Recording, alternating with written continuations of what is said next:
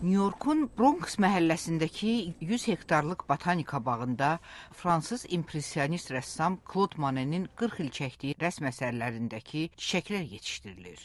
Claude Monet bir vaxtlar yazmışdı ki, mən gül çəkən rəssam olmalıyam. O, əsərlərində Fransanın Şimal Jiverni şəhərindəki bağçasında yetişdirdiyi çiçəkləri və su bağlarını təsvir edib. İndi isə New-York şəhərində Monet'in Jivernidəki çiçək bağına bənzər bağ nümayiş etdirilir.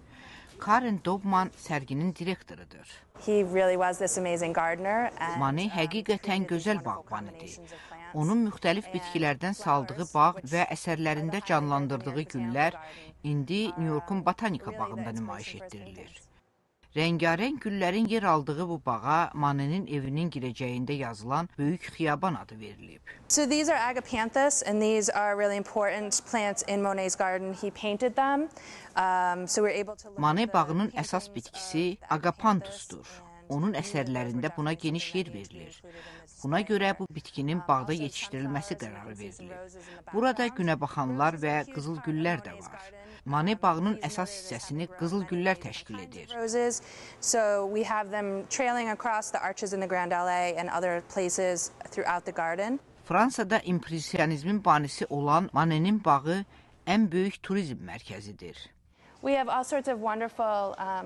Monet deyərdi ki, mənim ən gözəl əsərim bağımdır.